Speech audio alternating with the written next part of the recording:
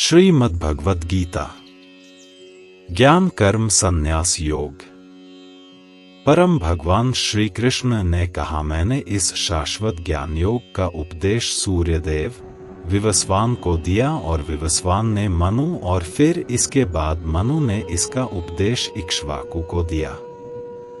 हे शत्रुओं के दमन करता, इस प्रकार राजर्षियों ने सतत गुरु परंपरा पद्धति द्वारा ज्ञान योग की विद्या प्राप्त की, किंतु अनंत युगों के साथ यह विज्ञान संसार से लुप्त हो गया प्रतीत होता है।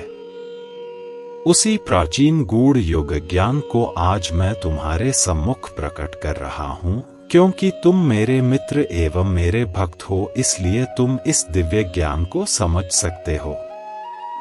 अर्जुन ने कहा, आपका जन्म विवस्वान के बहुत बाद हुआ, तब मैं फिर यह कैसे मान लूं कि प्रारंभ में आपने उन्हें इस ज्ञान का उपदेश दिया था।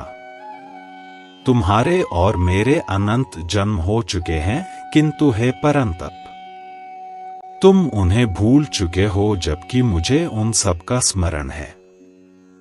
यद्यपि मैं अजन्मा और समस्त जीवों का स्वामी और अविनाशी प्रकृति का हूँ, तथापि मैं इस संसार में अपनी दिव्य शक्ति योग माया द्वारा प्रकट होता हूँ। जब जब धरती पर धर्म का पतन और अधर्म में वृद्धि होती है, तब उस समय मैं पृथ्वी पर अवतार लेता हूँ। भक्तों का उद्धार और दुष्टों का विनाश करने और धर्म की मर्यादा पुनः स्थापित करने के लिए मैं प्रत्येक युग में प्रकट होता हूँ।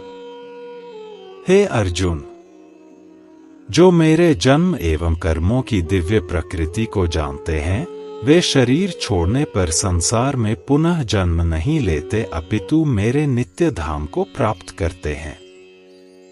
आसक्ति, भय और क्रोध से मुक्त होकर पूर्ण रूप से मुझ में तल्लीन होकर मेरी शरण ग्रहण कर भूतकाल में अनेक लोग मेरे ज्ञान से पवित्र हो चुके हैं और इस प्रकार से उन्होंने मेरा दिव्य प्रेम प्राप्त किया है। जिस भाव से लोग मेरी शरण ग्रहण करते हैं, उसी भाव के अनुरूप मैं उन्हें फल देता हूँ। हे पृथा पुत्र, सभी लोग जाने या अनजाने में मेरे मार्ग का ही अनुसरण करते हैं। इस संसार में जो लोग सकाम कर्मों में सफलता चाहते हैं, वे लोग स्वर्ग के देवताओं की पूजा करते हैं, क्योंकि सकाम कर्मों का फल शीघ्र प्राप्त होता है। मनुष्यों के गुणों और कर्मों के अनुसार मेरे द्वारा 4 वर्णों की रचना की गई है। यद्यपि मैं इस व्यवस्था का सृष्टा हूं, किंतु तुम मुझे अकर्ता और अविनाशी मानो। न तो कर्म मुझे दूषित करते हैं और न ही मैं कर्म के फल की कामना करता हूं। जो मेरे इस स्वरूप को जानता है, वह कभी कर्मफलों के बंधन में नहीं पड़ता।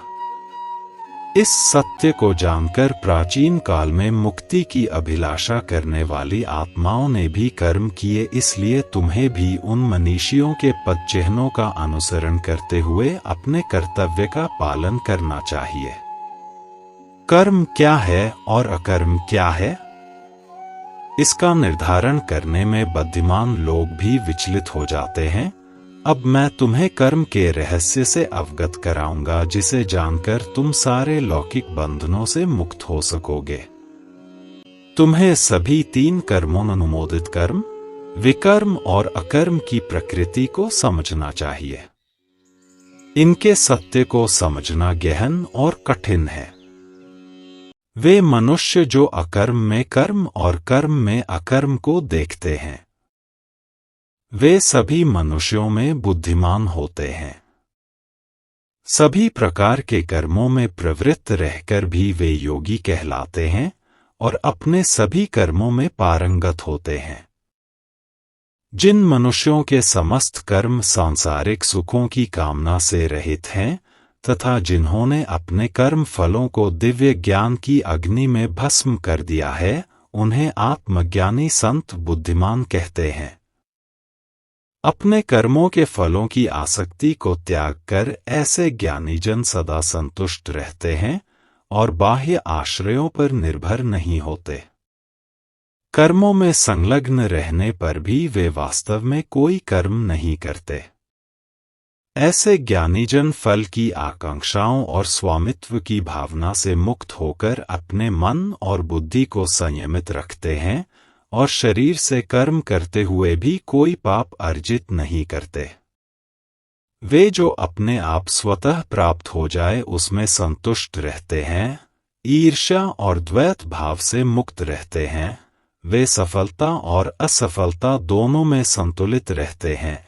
वे सभी प्रकार के कार्य करते हुए कर्म के बंधन में नहीं पड़ते। वे सांसारिक मोह से मुक्त हो जाते हैं और उनकी बुद्धि दिव्य ज्ञान में स्थित हो जाती है, क्योंकि वे अपने सभी कर्म यज्ञ के रूप में भगवान के लिए संपन्न करते हैं और इसलिए वे कार्मिक प्रतिक्रियाओं से मुक्त रहते हैं। जो मनुष्य पूर्णतया भगवत चेतना में तल्लीन रहते हैं उनका हवन ब्रह्मा है, हवन सामग्री ब्रह्मा है और करछुल जिससे आहुति डाली जाती है वह ब्रह्मा है, अर्पण कार्य ब्रह्मा है और यज्ञ की अग्नि भी ब्रह्मा है। ऐसे मनुष्य जो प्रत्येक वस्तु को भगवान के रूप में देखते हैं वे सहजता से उसे पा लेते हैं।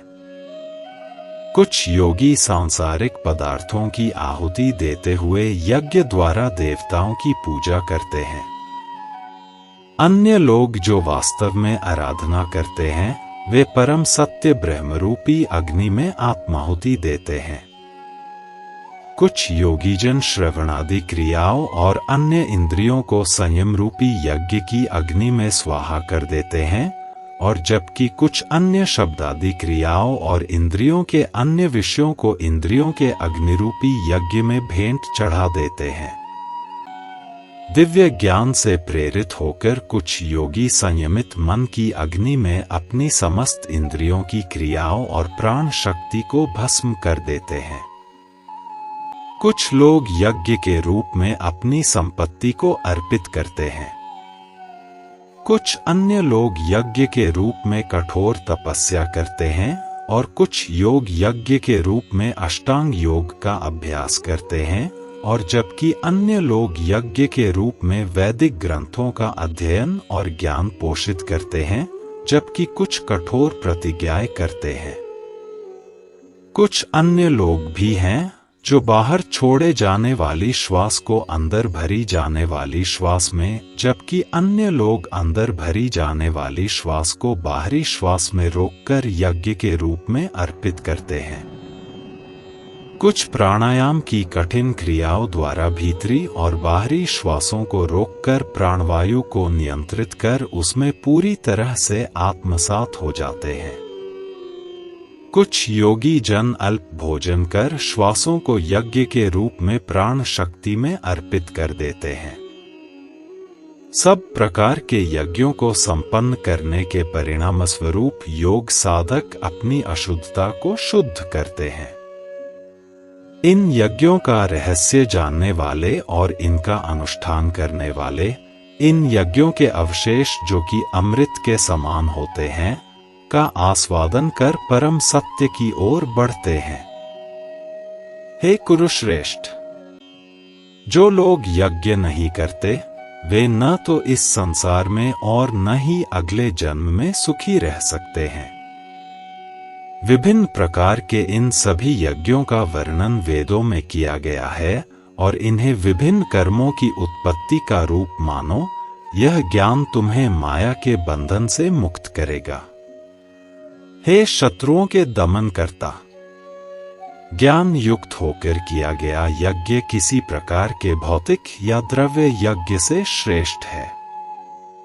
हे पार्थ, अंततः सभी यज्ञों की पराकाष्ठा दिव्य ज्ञान में होती है। आध्यात्मिक गुरु के पास जाकर सत्य को जानो। विनम्र होकर उनसे ज्ञान प्राप्त करने की जिज्ञासा प्रकट करते हुए ज्ञान प्राप्त करो और उनकी सेवा करो। ऐसा सिद्ध संत तुम्हें दिव्य ज्ञान प्रदान कर सकता है, क्योंकि वह परम सत्य की अनुभूति कर चुका होता है। इस मार्ग का अनुसरण कर और गुरु से ज्ञानावस्था प्राप्त करने पर, हे अर्जुन, तुम कभी मोह में नहीं पड़ोगे, क्योंकि इस ज्ञान के प्रकाश में तुम यह देख सकोगे कि सभी जीव परमात्मा का अंश हैं और वे सब मुझ में स्थित हैं। जिन्हें समस्त पापों का महापापी समझा जाता है, वे भी दिव्य ज्ञान की नौका में बैठकर संसार रूपी सागर को पार करने में समर्थ हो सकते हैं। जिस प्रकार प्रज्वलित अग्नि लकड़ी को स्वाहा कर देती है, उसी प्रकार से है अर्जुन, ज्ञान रूपी अग्नि भौतिक कर्मों से प्राप्त होने वाले समस्त फलों को भस्म कर देती है। इस संसार में दिव्य ज्ञान के समान कुछ भी शुद्ध नहीं है। जो मनुष्य दीर्घकालीन योग के अभ्यास द्वारा मन को शुद्ध कर लेता है, वह उचित समय पर हृदय में इस ज्ञान का आस्वादन करता है। वे जिनकी श्रद्धा अगाध है और जिन्होंने अपने मन और इंद्रियों पर नियंत्रण कर लिया है, वे दिव्य ज्ञान प्राप्त कर लेते हैं। इस दिव्य ज्ञान के द्वारा वे शीघ्र ही कभी न समाप्त होने वाली परम शांति को प्राप्त कर लेते हैं। किंतु जिन अज्ञानी लोगों में न तो श्रद्धा और न ही ज्ञान है, और जो संदेहास्पद प्रकृति के होते हैं, उनका पतन होता है। संदेहास्पद जीवात्मा के लिए न तो इस लोक में और न ही परलोक में कोई सुख है। हे अर्जुन, कर्म उन लोगों को बंधन में नहीं डाल सकते जिन्होंने योग की अग्नि में कर्मों को विनष्ट कर दिया है, और ज्ञान द्वारा जिनके समस्त संशय दूर हो चुके हैं, वे वास्तव में आत्मज्ञान में स्थित हो जाते हैं। अतः तुम्हारे हृदय में अज्ञानतावश जो संदेह उत्पन्न हुए हैं, उन्हें ज्ञान रूपी शस्त्र से काट दो।